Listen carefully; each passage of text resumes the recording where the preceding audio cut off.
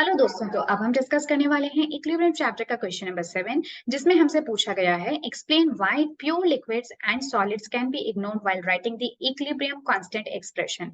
आप लोगों ने कई बार देखा होगा कि लेट्स से कि अगर मेरे पास में कोई एक रिएक्शन है लाइक दिस जो कि इक्विलिब्रियम पर है, और मान लेते हैं कि इनके फिजिकल स्टेट लेट्स से ये एक्वस फॉर्म में है, ये सॉलिड फॉर्म में है, ये गैसियस है, and let's say this is also aqueous.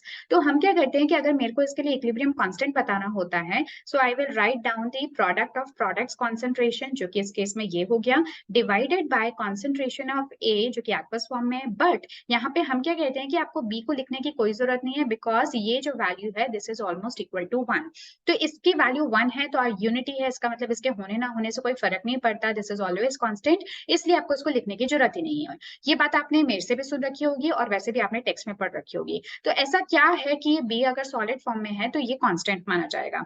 This this is the question all about. तो देखो यार, थोड़ा सा समझने की कोशिश करो कि इक्विलिब्रियम में होता क्या है कि जैसे मान लो इसी रिएक्शन की बात करें, तो इसमें इक्विलिब्रियम जैसे ही अचीव हो जाता है, so after reaching the equilibrium अब होगा क्या कि या तो रिएक्शन फॉरवर्ड डायरेक्शन में और बैकवर्ड डायरेक्शन में साइमल्टेनियसली होती रहेगी। तो हम क्या देखते हैं कि वो वाले आपके पार्टिकल्स जैसे कि इस केस में B which is in the solid form, उसके अंदर कोई मेजर चेंज नहीं आता। यानी कि ऑल्दो जो रिएक्शन है वो आपकी इक्विलिब्रियम पर है, बट क्या है कि जो ए है वो सी और डी में कन्वर्ट हो रहा है, और जो सी और डी है वो भी वापस से ए के अंदर कन्वर्ट हो रहे हैं। बट जो आपका बी है ना, क्योंकि ऑलरेडी इक्विलिब्रियम अचीव हो चुका है एंड दिस इज सॉलिड, जिसमें कि इसकी कॉन्सेंट्रेशन में कोई खास फर्क नहीं आता, this does not react with A to form C plus D. ये मैं तब की बात कर रही हूँ अगर बात इक्विलिब्रियम पर है। अगर ये रिएक्शन इनिशियल स्टेट में है तो हम उसकी बात नहीं कर रहे। इनिशियल स्टेट में तो डेफिनेटली आपके ए और बी दोनों ही रिएक्ट करेंगे, तभी तो सी और डी बनेगा।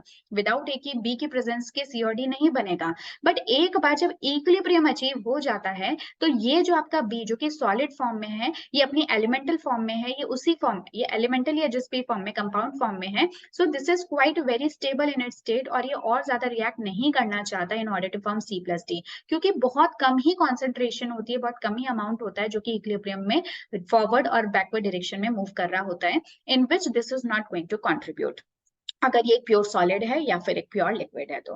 And that's the reason why कि हम कहते हैं कि इक्विलिब्रियम पर, इक्विलिब्रियम स्टेट पर सॉलिड और प्योर लिक्विड जो हैं उनकी कॉन्सेंट्रेशन कैसी रहती है, कांस्टेंट कॉन्सेंट्रेशन रहती है। और क्योंकि कांस्टेंट कॉन्सेंट्रेशन है जो कि किसके इक्वल है, 1 के equal, so that's why it does not affect the equilibrium constant, इसलिए उसको लिखने से कोई मतलब नहीं है। You can simply put it as 1। Okay, so I hope आपको ये जो क्वेश्चन नंबर 7 है इसका मीनिंग और इसका रीजन अच्छे से समझ में आ गया होगा। So yes, this was all for question number 7 for this video, and next video में मिलेंगे नेक्स्ट क्वेश्चन यानी कि क्वेश्चन नंबर 8 के साथ में। Till then take care and good bye.